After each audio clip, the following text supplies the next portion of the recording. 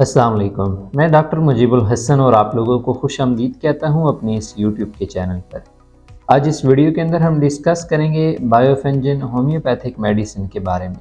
यह homeopathic medicine Wilmer Schwabe company की तरफ से तैयार की जाती है और सिरप फार्म के अंदर देखने में मिलती है। अब इस मेडिसिन को इस्तेमाल किया जाता है एनीमिया की डिज़ीज़ के अंदर, जब जिस्म के अंदर खून की शदीद कमी देखने में मिल रही हो, जिसकी मुख्तलिफ वजूहात होती हैं जिनके रिलेटेड हम आगे चलकर डिटेल से डिस्कस करेंगे। लेकिन पहले आपसे गुजारिश है कि अगर आप इस चैनल के ऊपर फर्स्ट टाइम आए हैं तो लाजमन हमारे चैनल को सब्सक्राइब कीजिएगा, साथ बेल आइकन की घंटी को भी लाजमी प्रेस कर लीजिएगा ताकि इसी तरह की इंफॉर्मेटिव वीडियोस होम्योपैथिक मेडिसिन के बारे में आपको मिलती रहें। अगर आप अपने ट्रीटमेंट के हवाले से व्हाट्सएप के ऊपर मेरे साथ रब्ता करना चाहते हैं तो कुछ फ़ीस पे करने के बाद आप व्हाट्सएप के ऊपर मेरे साथ रब्ता कर सकते हैं। इसके अलावा आपको व्हाट्सएप चैनल का लिंक भी डिस्क्रिप्शन के अंदर मिल जाएगा। तो अगर आप होम्योपैथिक मेडिसिन के रिलेटेड व्हाट्सएप के ऊपर भी अपडेटेड रहना चाहते हैं तो हमारे व्हाट्सएप चैनल को भी लाजमी फॉलो कर लीजिएगा। एनीमिया एक ऐसी प्रॉब्लम है जो कि छोटे बच्चों के अंदर काफ़ी ज़्यादा कॉमन देखने मिलती है। ना सिर्फ ये प्रॉब्लम छोटे बच्चों के अंदर पाई जा रही होती है बल्कि बड़ी उम्र के अशख़ास के अंदर भी, मर्द और ख़वातीन दोनों के अंदर ही ये प्रॉब्लम काफ़ी ज़्यादा देखने मिलती है। बायोफेंजिन जो होम्योपैथिक मेडिसिन है ये सिरप फार्म के अंदर होती है, विल्मर श्वाबे कंपनी की तरफ से तैयार की जाती है और इसके अंदर कुछ होम्योपैथिक मेडिसिन की कम्बिनेशंस होती हैं। उन मेडिसिन के नेम यहाँ पर साथ लिखे हुए आ रहे होंगे, तो आप वीडियो को स्टॉप करके उन तमाम मेडिसिन के नेम डिटेल से रीड कर सकते हैं। सबसे पहले हम डिस्कस करते हैं कि जिस्म के अंदर जब खून की कमी देखने में मिलती है तो कौन कौन सी सिम्टम्स डेवलप हो जाती हैं, मरीज़ की जो बॉडी होती है वो किस तरह से रिएक्ट करती है, उसकी मेंटली कंडीशंस क्या होंगी, फिज़िकली उसकी एक्टिविटीज़ किस तरह की हो जाती हैं। इन तमाम तर चीज़ों के रिलेटेड हम सबसे पहले बात करते हैं। खून की कमी जब होती है तो सबसे पहले जो बड़ी अलामत मरीज़ को महसूस होती है कि उसे अपने जिस्म के अंदर शदीद थकान महसूस होती है।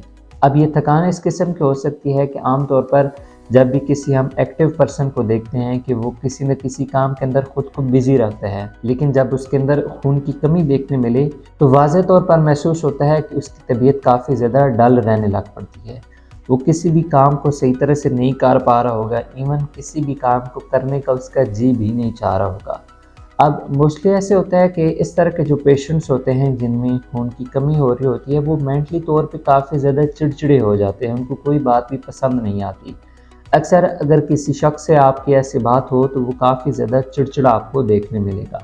इवन वो ख़ुद भी ये फ़ील करते होंगे कि उन अफराद को दूसरे लोगों की बात बिल्कुल भी नहीं पसंद आती होगी, बल्कि वो किसी ऐसी जगह, किसी ऐसे कमरे के अंदर लेटना या बैठना पसंद करते होंगे जहाँ पर बाहर का शोर शराबा, बाहर की जो आवाज़ें होती हैं वो उनको कम से कम सुनाई दें। अक्सर इन पेशेंट्स को रात के टाइम काफ़ी ज़्यादा सुकून मिलता होगा, वो इसलिए क्योंकि रात के टाइम जो शोर शराबा होता है वो बिल्कुल ना होने के बराबर होता है। अब इन तमाम सिम्टम्स के बाद डिस्कस करते हैं कि जो एनीमिया की प्रॉब्लम है ये किन पेशेंट्स के अंदर देखने में मिल सकती है। जैसे मैंने आपको शुरू में बताया कि छोटे बच्चों के अंदर ये प्रॉब्लम काफ़ी ज़्यादा होती है, मेल और फीमेल जो बड़ी उम्र के होते हैं उनके अंदर भी ये प्रॉब्लम पाई जा सकती है। अब मोस्टली जो फीमेल्स होती हैं जिनको ड्यूरिंग प्रेगनेंसी काफ़ी ज़्यादा वीकनेस हो जाती है, काफ़ी ज़्यादा उनको एनीमिया की प्रॉब्लम हो जाती है कि मतलब खून की कमी हो जाती है, तो वो जो पेशेंट्स होंगी लेडीज़ वो बायोफेंजिन जो होम्योपैथिक मेडिसिन सिरप है इसे यूज़ कर सकती हैं।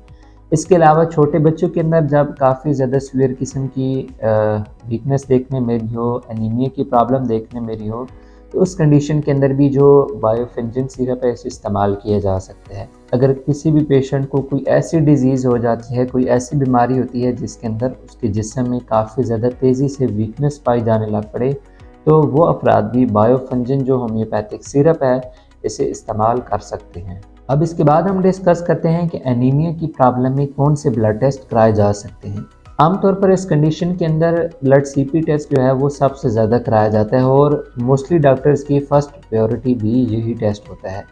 अब इस टेस्ट के अंदर जो ब्लड की मिकदार होती है, एचबी लेवल होते हैं वो कंप्लीट पता चल जाता है, आरबीसीज काउंट जो होती है वो पता चल जाती है। इसके अलावा टोटल ल्यूकोसाइट जो काउंट है वो पता चल जाती है। इसके अलावा डिफरेंशियल ल्यूकोसाइट जो काउंट है वो भी पता चल जाती है और लास्ट पे प्लेटलेट काउंट पता चल जाती है। अगर किसी पेशेंट की ब्लड सीबीसी टेस्ट के अंदर काफ़ी ज़्यादा इशू देखने मिलता है तो वो फिर साथ विटामिन B12 जो ब्लड टेस्ट है उसे लाजमन कराएं। अब इन तमाम तर इलामात के लिए, इन तमाम तर सिम्टम्स के लिए बायोफिंजिन जो होम्योपैथिक सिरप है या होम्योपैथिक मेडिसिन है, ये काफ़ी ज़्यादा इम्पोर्टेंट रोल प्ले कर रही होती है। मेडिसिन के अलावा जो सबसे ज़्यादा अहम चीज़ रोल प्ले करती है वो होती है डाइट। अब आप अपने खाने के अंदर कौन कौन सी चीज़ों को इस्तेमाल करेंगे ताकि ये जो जिस्म के अंदर वीकनेस की प्रॉब्लम पाई जा रही हो, एनीमिया की प्रॉब्लम हो, ये जल्द से जल्द ठीक हो।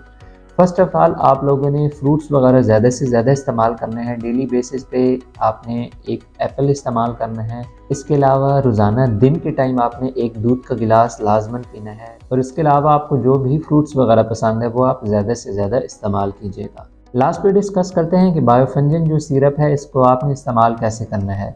छोटे बच्चों के अंदर इस सिरप की एक छोटी चम्मच आपने 2 टाइम इस्तेमाल करानी होगी, सुबह और शाम खाना खाने से तकरीबन 10 से 15 मिनट पहले।